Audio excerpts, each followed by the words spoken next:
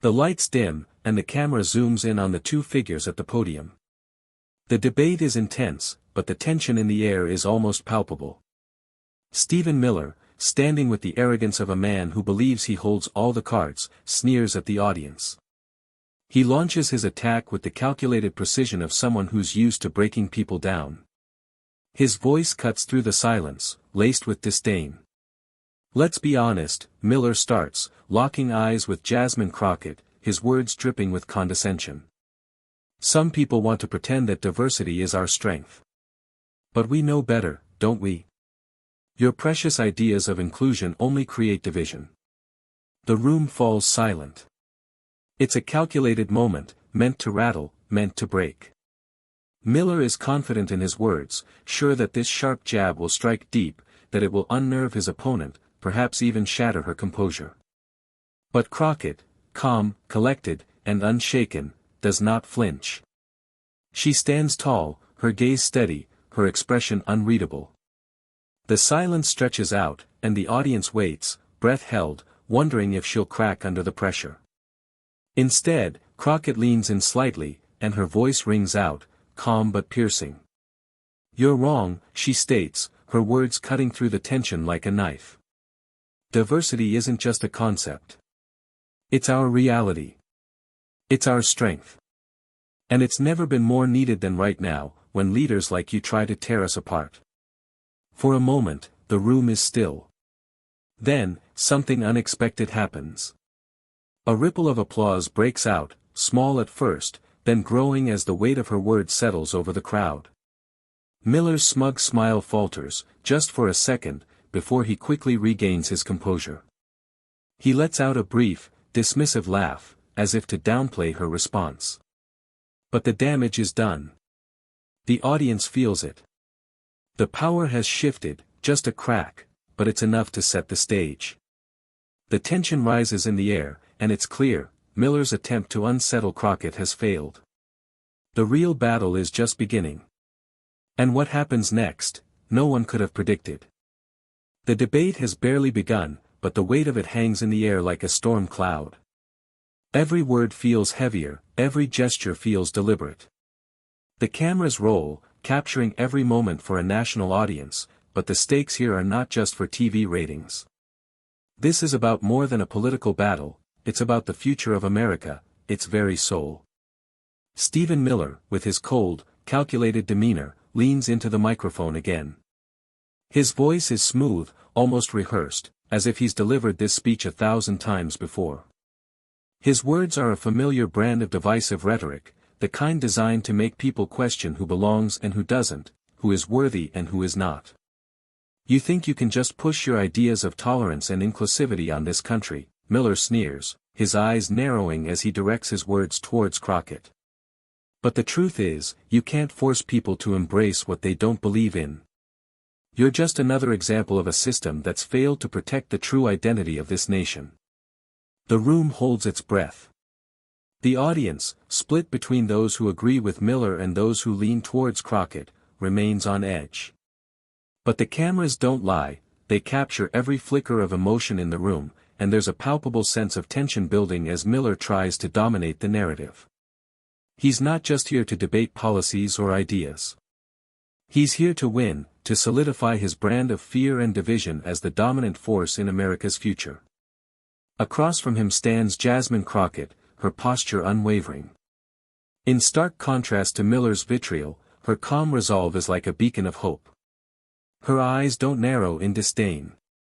Instead, they shine with the conviction of someone who has fought, not for power, but for justice.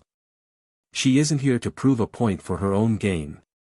She's here to defend something much larger, the heart of the nation. "You're wrong, Stephen," Crockett responds, her voice strong but not loud. "You can't build a country on fear.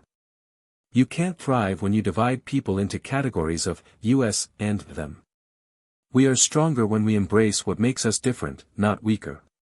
Your brand of politics, of exclusion and hate, won't save this country. It'll tear it apart." The audience stirs, murmurs rippling through the crowd.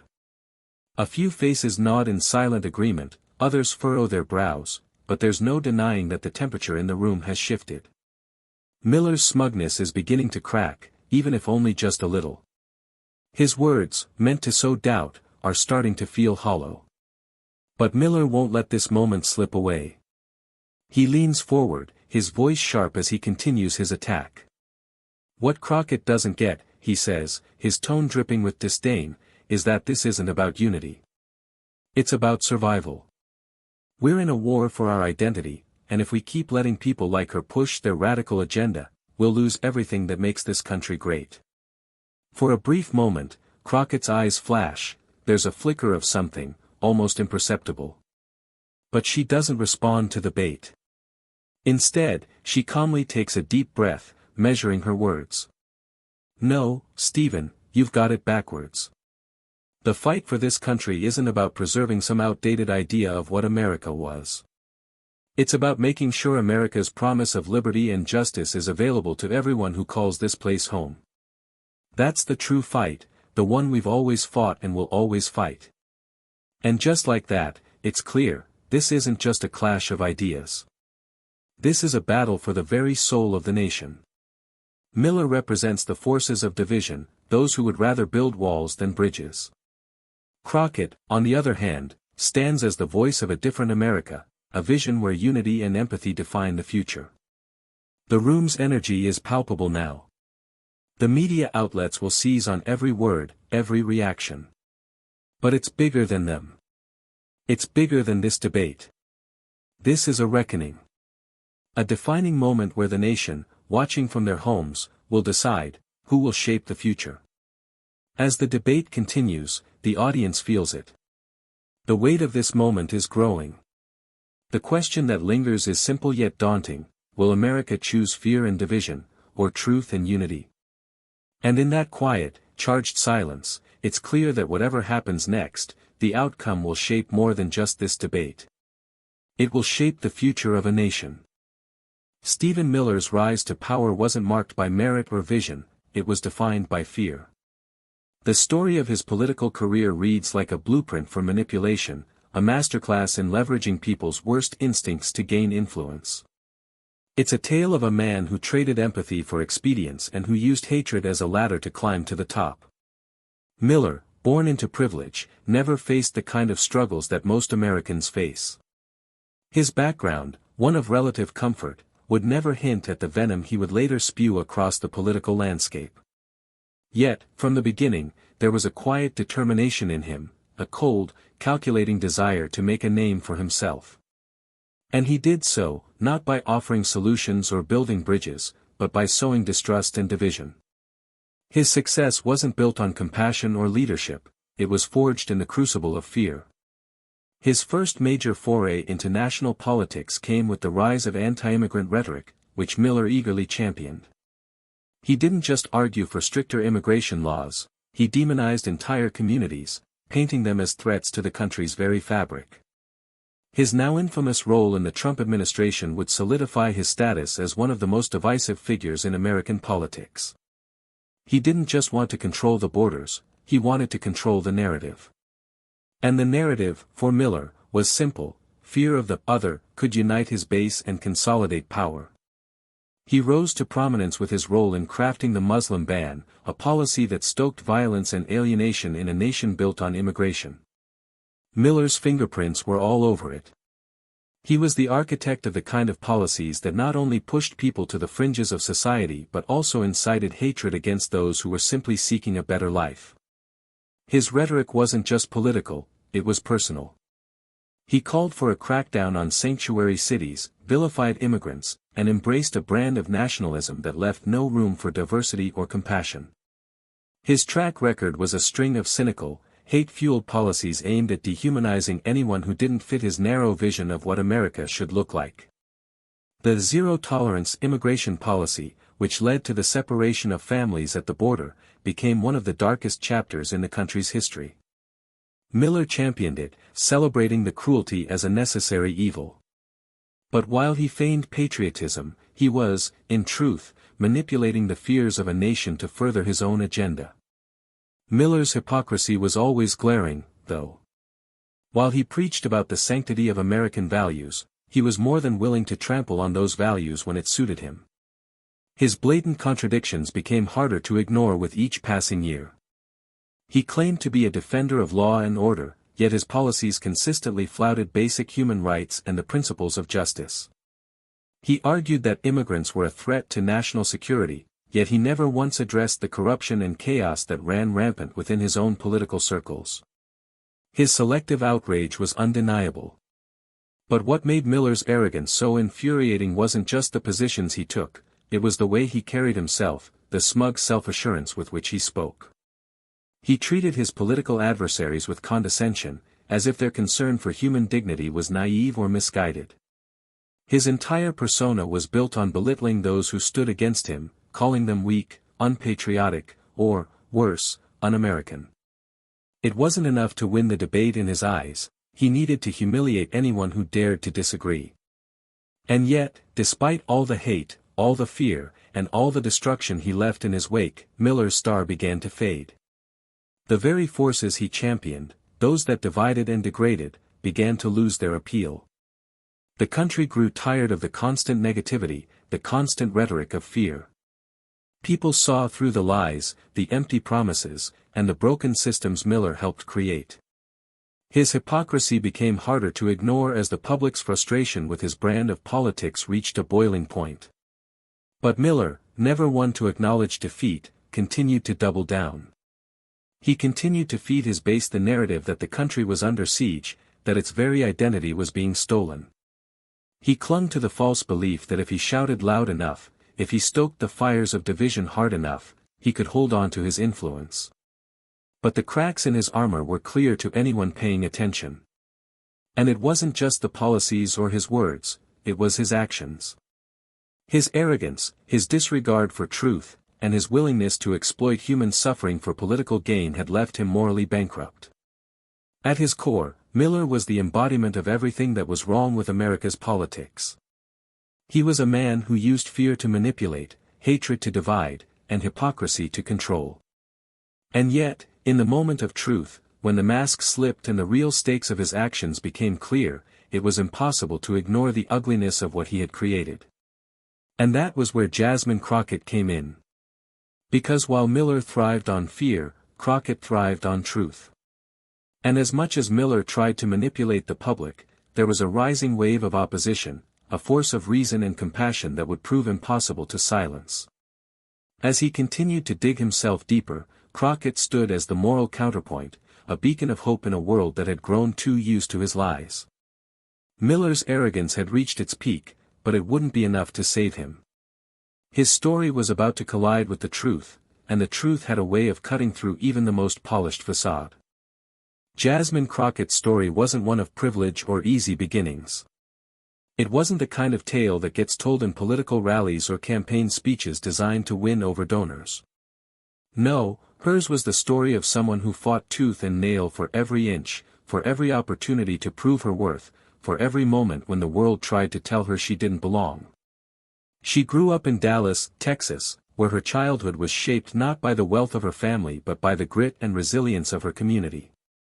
Raised by a single mother who worked 2 jobs to support them, Crockett learned early on what it meant to face adversity and push through it.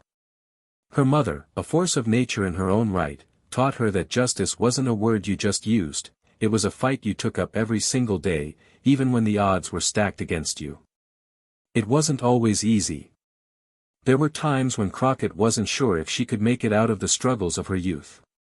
As a child of color in a city with deeply entrenched inequalities, she saw firsthand how people like her were treated, how they were overlooked, ignored, or worse, mistreated.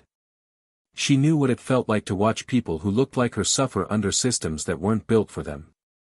It was something she carried with her, something that fueled her determination to make a difference. The path to law school was not a straight line. There were no guarantees that she would even make it out of the neighborhood she grew up in. But Crockett was never one to back down from a challenge. She studied late into the night, sacrificing sleep, social events, anything that stood between her and her goal of becoming a lawyer. She understood that in the world she inhabited, opportunities didn't just fall into your lap. You had to fight for them, claw your way to the front, and prove you belonged. Law school wasn't any easier. It wasn't just about studying cases, it was about fighting for a seat at the table, being one of the few faces of color in classrooms and courtrooms that were overwhelmingly white. But Crockett didn't let the stares or the assumptions about her abilities deter her. Instead, she let them fuel her fire. Every moment of doubt from others became a reason to push harder. She knew that the law could be a tool for justice, but only if it was wielded by someone who truly understood the systems that needed to be dismantled. After graduation, Crockett became a public defender, diving headfirst into the toughest cases. She worked tirelessly for those who were often forgotten by the system, the poor, the marginalized, the oppressed. She didn't choose her job for the fame or the accolades. She chose it because she saw firsthand how easily people could be swept aside by an unjust system, especially when they didn't have the right resources to defend themselves. In those courtrooms, Crockett witnessed injustice in its rawest form. She saw young men and women, many of them people of color, trapped in cycles of poverty and discrimination, facing charges they could barely comprehend, much less defend against. It was in those moments, fighting for those who had no one else to speak up for them, that Crockett realized her calling wasn't just to practice law, it was to change the system itself. Her work as a public defender brought her face to face with the ugly truth of the criminal justice system. She saw how it punished the poor while letting the powerful slip through the cracks. She fought, day in and day out, to give those people a voice, no matter how small it seemed. She built a reputation as a fierce advocate, someone who would not back down, no matter how stacked the odds were. But it wasn't just in the courtroom where Crockett made her mark. Her rise in the political world came not from playing the game by the rules that had been set for her but from breaking those rules entirely. She began to speak out on issues that mattered deeply to her: immigration, criminal justice reform, and the fight for equality. She understood that to bring about real change, she needed to take her fight to the political stage. When Crockett first ran for office, she didn't have the money or the influence that so many of her opponents did. What she did have was something far more powerful: a deep understanding of the struggles that everyday people faced, and an unshakable belief in the possibility of a better future. She didn't just campaign on promises, she campaigned on her own lived experience. She ran on a platform of equity, of fairness, of justice, values that resonated with a growing number of people who were tired of the status quo. Crockett wasn't just another politician, she was a voice for the voiceless. Her authenticity and conviction earned her respect in a world where politicians often relied on empty words to get by. It wasn't long before her star began to rise. She became known for her unapologetic stance on issues that others were afraid to touch. Whether it was standing up for immigrant rights or fighting to end the mass incarceration that plagued communities of color, Crockett made it clear that she wasn't there to play it safe. She was there to make a real difference. Her rise wasn't without its challenges. She faced countless obstacles: opposition from powerful interest groups, attacks on her character, and the constant pressure to conform to the political establishment.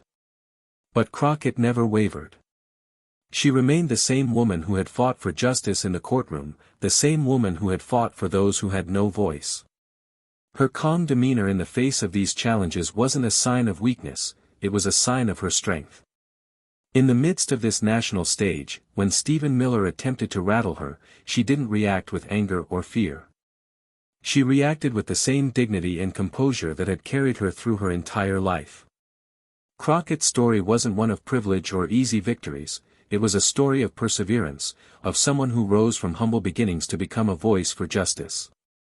And it was this very composure, this strength, that would make her the perfect counter to Miller's divisive rhetoric. As Miller continued to escalate the confrontation, Crockett's quiet confidence became even more apparent. She wasn't there to win a debate, she was there to expose a truth that so many had tried to bury. And in that moment, as the cameras flashed and the stakes rose higher, one thing was clear: Jasmine Crockett wasn't just a politician. She was the voice America needed. The tension in the room thickens as Miller, realizing he's losing his grip on the debate, tries to push harder. His voice rises, the smug confidence beginning to fade into frustration. He knows the public is watching, the cameras capturing every nuance of his attack. The audience, still reeling from the quiet strength of Crockett's earlier rebuttal, shifts uncomfortably in their seats. They can feel it, the shift in power. Miller leans into the microphone, eyes narrowed, his words more pointed now, less measured. "You can stand up there all you want, pretending to be the champion of fairness," he sneers, "but you're just another part of the problem. You think you're fighting for the little guy, but in reality, you're pushing policies that destroy everything this country stands for. You're a puppet, dancing to the tune of radical leftists who don't care about this country. You're naive if you think America doesn't need protection from people like them, people like you." The venom in his voice is palpable, and for the first time in the debate, the audience feels the full weight of his desperation. His words are sharp, his accusations unfounded, but the force behind them is unmistakable. Miller is unraveling. He knows that his tactics of division are starting to falter. The cracks in his armor are widening, and he's grasping at straws, throwing out whatever he can to rattle Crockett. But Crockett doesn't flinch. She stands there, unfazed, her composure almost uncanny in the face of Miller's growing animosity. She takes a slow, deliberate breath, leaning slightly forward, her gaze locked on Miller. Her voice, when it comes, is calm, too calm. It's the kind of calm that sets the audience on edge, as if she's not just answering him but dismantling his very foundation. "Stephen," she begins, her voice steady, the weight of her words cutting through the tension like a knife, "I understand that fear is a powerful tool for those who wish to control others. But you see, fear only serves one purpose, to blind people to the truth. And the truth is this: you are not protecting America, you are trying to tear it apart." Miller scoffs, leaning back in his chair, eyes flashing with irritation. "Here we go again," he mutters, his voice dripping with disdain. "Another lecture about unity and peace. You think you can just talk your way out of the reality of what's happening in this country? People are scared, Jasmine. They're scared of what's coming. And you're out here trying to convince them it's all fine." But Crockett doesn't let his outburst derail her. She's practiced in the art of maintaining focus, and she's not about to let Miller's bullying tactics dictate the tone of this conversation. "Fear doesn't solve problems, Stephen," she responds, her eyes never leaving his. "It blinds us to the very real solutions that are within reach. You don't want to talk about the root causes of our issues, poverty, inequality, lack of access to healthcare, you'd rather stir up hatred and suspicion. But that's not leadership. That's exploitation." The room is eerily quiet now, the energy shifting. The audience can feel it, the difference between these two. Miller is all bluster, all heat, his attacks escalating with every passing second, but Crockett is a steady force, her logic and grace cutting through the chaos. There's no flash of anger, no rise in her voice, just pure, undeniable clarity. Miller's face reddens as Crockett continues. "You keep talking about threats to America, but you don't care about the ones that are real, those who are struggling every day, who can't afford healthcare or housing, who are being thrown into prison for crimes they didn't commit. That's where the real danger is, Stephen. Not in immigrants. Not in the radical left. It's in your policies, your inability to face the true crisis of this nation." The crowd shifts, uneasy. Miller stumbles for a moment, caught off guard by the precision of Crockett's argument. His eyes dart around, looking for something to grab onto, but there's nothing there. She's right, and he knows it. "Please," Miller scoffs, trying to regain his composure. "You think you can solve all our problems with a few nice words and empty promises? The real world doesn't work like that, Jasmine. People are suffering, and they want answers, not your empty idealism." Crockett pauses, taking a moment before responding. Her words hang in the air, measured and deliberate. "I've spent my life fighting for people who have nothing. I've seen what real suffering looks like, Stephen. And I've seen the difference between those who use power to divide and those who use it to build. You might think this is about left versus right, but it's not. It's about what kind of America we want to be. The America you're trying to sell is one of fear, hatred, and isolation. The America I believe in is one of justice, opportunity, and unity. And it's one that we will build, together. The room goes silent for a brief moment, as Crockett's words settle in. Miller shifts uncomfortably, but it's clear that his position is weakening. The contrast between them is stark now, where Miller's words are erratic and frantic, Crockett's are calm, precise, and rooted in truth. The audience feels the shift, the change in the air. It's no longer just a debate, it's a battle of wills.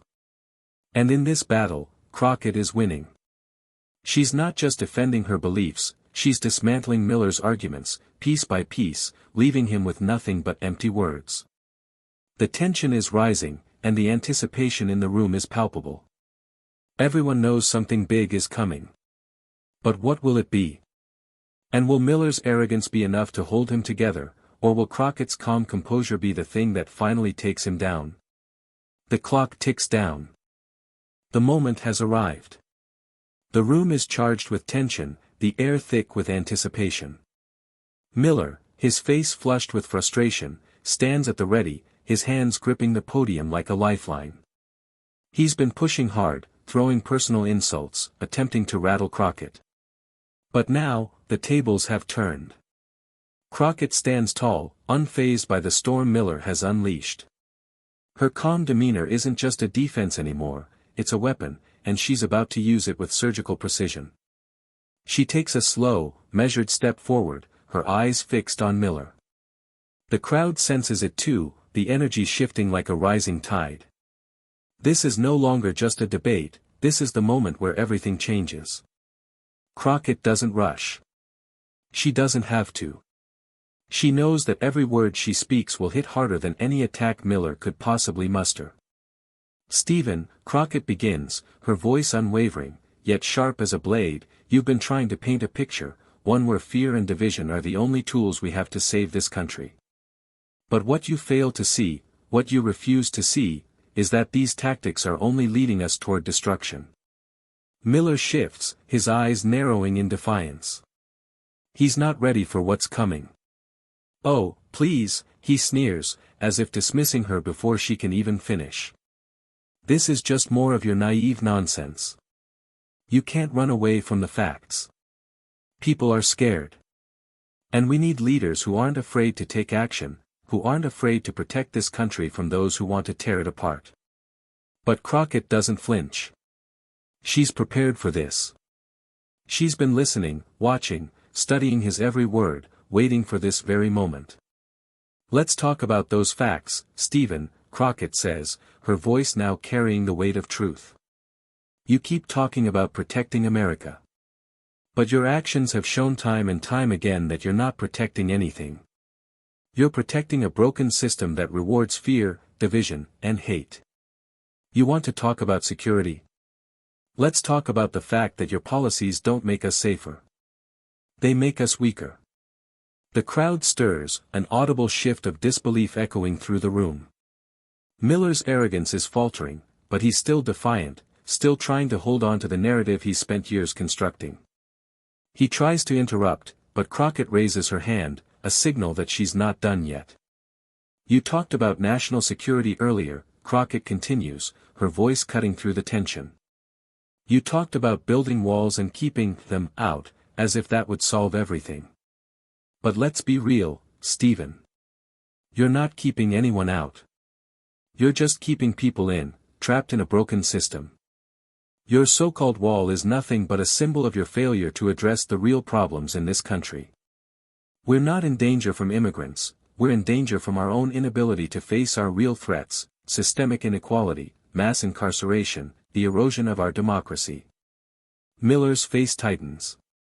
His fingers twitch, as if trying to grasp at anything that might stop her. But Crockett isn't done. She can see it now, his weakness. The façade he's built up so carefully is crumbling in front of the audience's eyes, and she's not going to let him get away with it. "You want to talk about security?"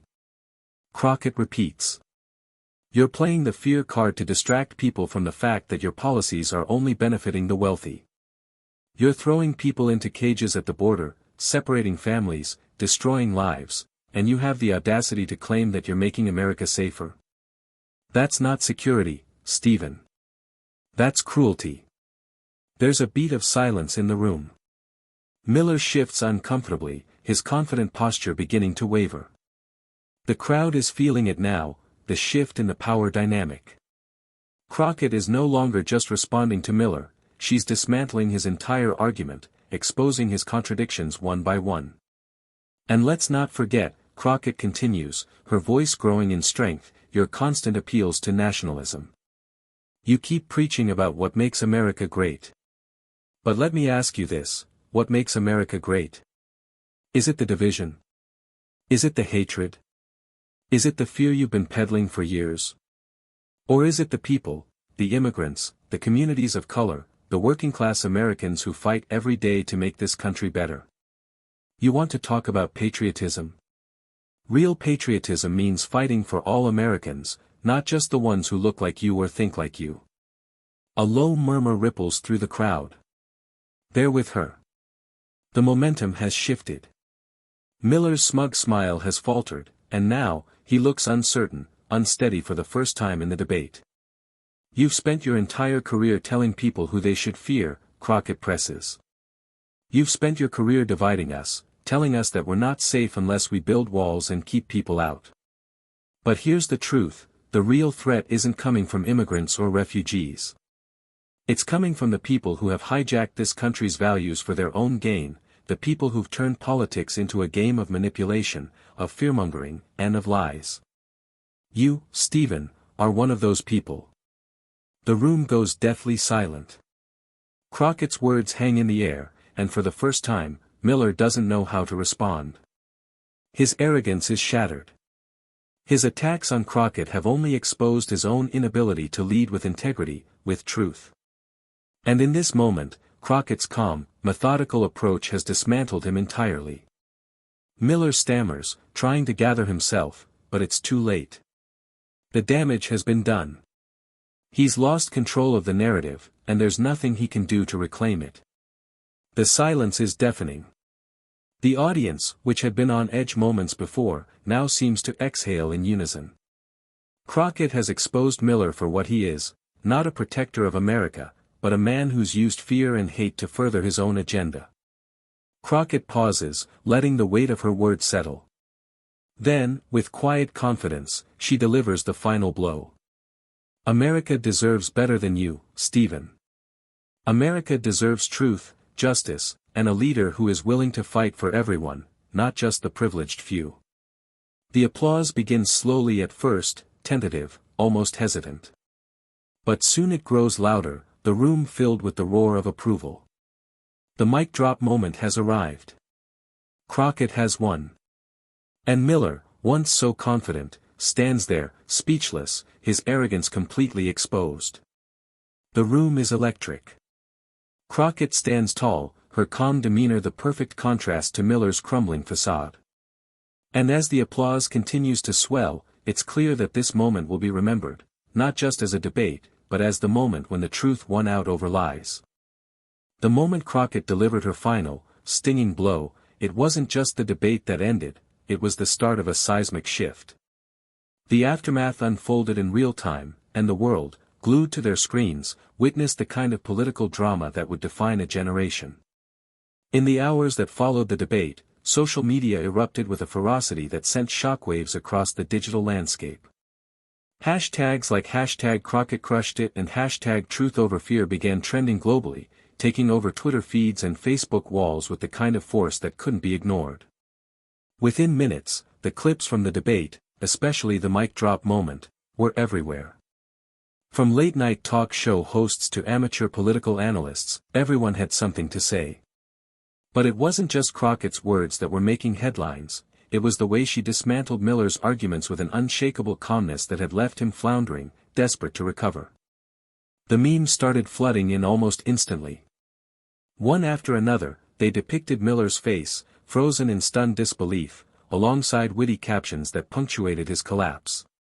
When your villain tries to outsmart the hero but forgets they're in a different league.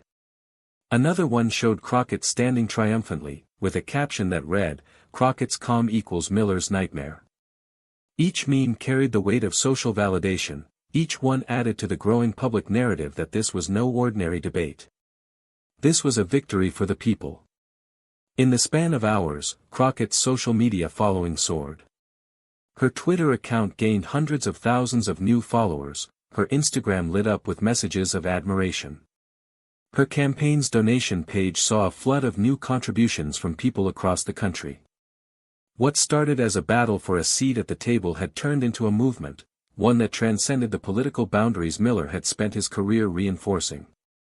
People weren't just applauding her intellectual prowess, they were celebrating the values she stood for: dignity, unity, and truth. Celebrities, influencers, and commentators, those who once had remained silent, took to their platforms to voice their support. High-profile figures like Ava DuVernay and Lin-Manuel Miranda tweeted their praise, calling Crockett's performance nothing short of legendary. The hashtag Crockett for America began trending alongside messages of support from everyday citizens who saw in her not just a politician, but a symbol of hope. The response was deafening.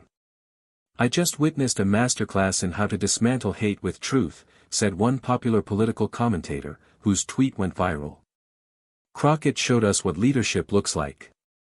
We need more of this." On the other side of the political spectrum, even former allies of Miller, those who had once been drawn to his divisive rhetoric, began to speak out in a quieter, more uncertain tone. Several prominent conservative figures distanced themselves from Miller, questioning his methods and, for the first time in years, calling out his tone. The media, which had long been saturated with the fear-driven politics of the Trump era, was now forced to reckon with what had just happened. Cable news outlets scrambled to get pundits and analysts to weigh in on the fallout. But there was no denying the magnitude of what Crockett had accomplished. She hadn't just won the debate, she had symbolically taken down a force of division that had spent years poisoning the discourse. One particularly pointed op-ed in the Washington Post declared, "Crockett didn't just defeat Miller in a debate. She defeated the narrative he's been trying to sell to America. And in doing so, she's shown us all the kind of leadership we need for the future." As the day went on, more and more clips of the debate flooded the internet. News outlets from coast to coast replayed Crockett's calm and calculated takedown, juxtaposing it with Miller's increasingly erratic behavior. It was impossible to ignore the contrast. The quiet dignity of Crockett was a sharp reminder of everything Miller had lost, and a reflection of everything he had never truly understood. His brand of fear-mongering, once so potent, now seemed out of place, outdated, and, perhaps for the first time, defenseless. But even as the praises for Crockett continued to pour in, the cracks in Miller's armor deepened. Allies, who had once been fiercely loyal to him, started to quietly disassociate from his rhetoric. Political donors who had once backed his divisive agenda began reconsidering their investments.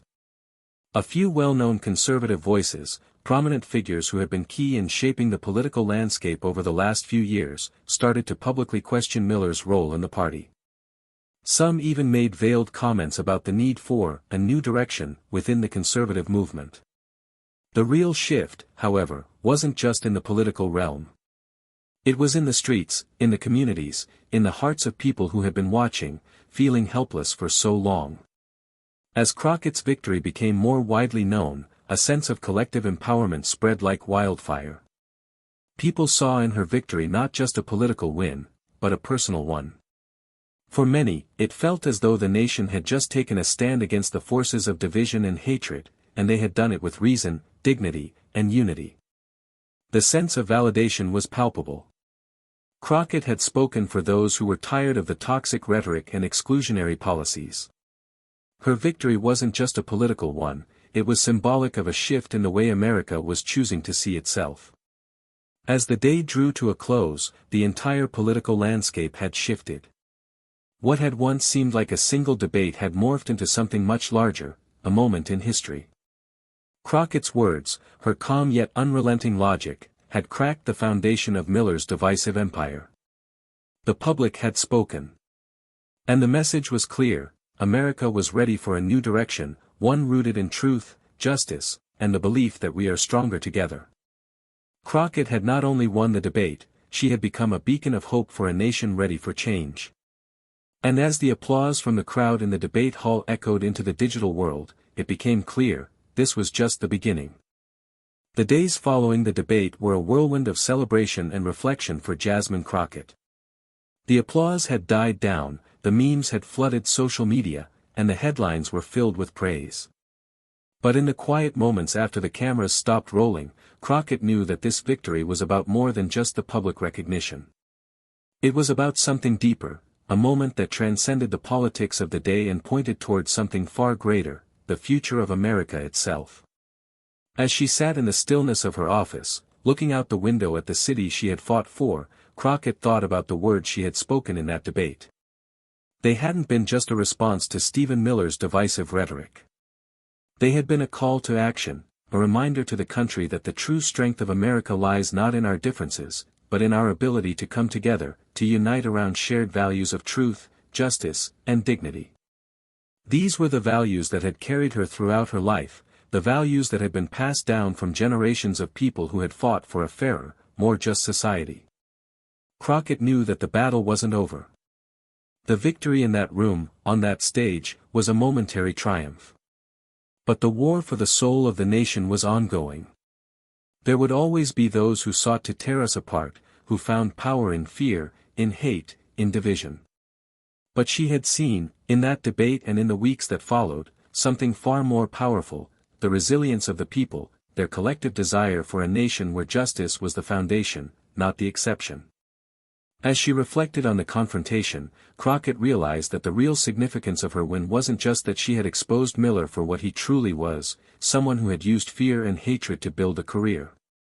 It was that in doing so, she had shown the world the power of truth. And truth, she knew, was the ultimate weapon. It was the one thing no one could take away, the one thing that could not be manipulated or destroyed. In a world so often clouded by misinformation, lies, and distractions, the truth shone through as a beacon for those who were willing to listen, to see beyond the noise, and to act. I've always believed that the fight for justice is bigger than any one moment, bigger than any one victory, Crockett said, addressing her team in a meeting later that week. What we've done here is important, but what matters even more is that we continue this fight, every day, in every way we can. We can't afford to stop. Not now, not ever. Her words were met with nods of agreement, but it was clear that the energy in the room had shifted. The victory was not just her own, it was for everyone who had ever been silenced, overlooked, or dismissed. It was for the immigrant fighting for a better life, the single mother working 2 jobs to keep her family afloat, the teacher pouring everything into her students despite a broken system. It was for the young people who believed that their voices could actually change the world. That's what this moment is really about, Crockett continued.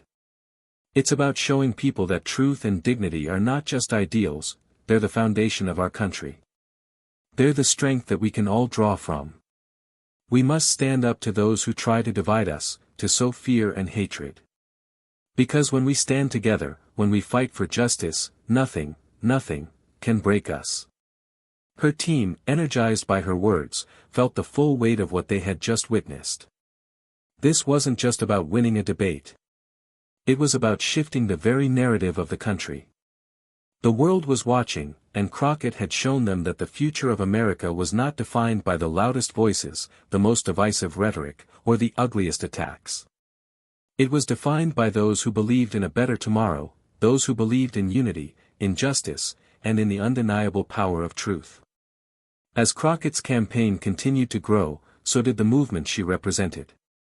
What had begun as a fight against a single man's rhetoric had now become a fight for something much larger, a vision of America that upheld dignity, fairness, and inclusion for all. She wasn't just a politician, she had become a symbol of hope for people everywhere who believed that the values of truth, unity, and justice could guide the nation to a better future. But Crockett knew this was just the beginning. She didn't want people to stop at feeling inspired or motivated by her victory. She wanted them to act. She wanted them to take the energy from that moment, the hope, the empowerment, and carry it with them into every corner of their lives. To fight for what's right, even when the road ahead seems impossible. To stand firm in their beliefs, even when it's difficult. To lift each other up, rather than tear each other down. The fight for justice isn't over, she said, her voice resolute. And it's not just my fight, it's our fight. Each of us has a role to play. Each of us has the power to make a difference. And together, we can build an America that reflects the best of who we are, not the worst. In the days that followed, as Crockett's victory continued to reverberate across the nation, people everywhere began to take her message to heart. The wave of support for her didn't just stay in the political arena, it spilled out into communities, into workplaces, into schools. People were speaking up, standing tall, demanding that justice be done. They were no longer content to sit on the sidelines. They were ready to carry the torch for the values Crockett had championed. And in that, Crockett saw the true victory. Not in the headlines, not in the applause, but in the hearts of the people who were finally ready to build the kind of America they knew was possible. It was a victory that wasn't just hers. It was a victory for every person who had ever believed in the power of truth, the strength of unity, and the unstoppable force of justice. And as Crockett looked ahead, she knew that this was only the beginning of what they could achieve, together. As the dust settles from the debate and the echo of Crockett's victory fades into the annals of political history, one thing remains abundantly clear: this is far from the end of the fight. In fact, it's only the beginning. The battle for dignity, integrity, and truth is not a one-time event, it's a continuous, ever-evolving struggle that demands each of us to stand up and act. Jasmine Crockett's victory wasn't just a personal triumph, it was a victory for all of us. It was a resounding reminder that when we choose truth over lies, unity over division, and justice over hatred, we can overcome even the most entrenched forces of oppression. But this fight isn't over, and it's up to all of us to keep pushing forward. If you believe in the values Crockett fought for, if you believe that dignity, fairness, and equality should be the foundation of our nation, then now is the time to act. This movement isn't just about one person, it's about all of us coming together, demanding change, and ensuring that the future we build reflects the best of who we are. So, what can you do? Share this video. Share this message. Help spread the word. The more people who hear it, the more powerful this movement becomes. Subscribe to the channel, because the fight for justice doesn't stop here. It continues, with your voice, your energy, and your commitment. Now is the time to stand up, speak out, and fight for what's right. Together, we can prove that justice will always prevail, if we have the courage to keep fighting for it. The road ahead may be long, but with each of us working together, we will create an America where truth and justice are not just ideals, but realities. Join the movement. The fight for a better America starts now.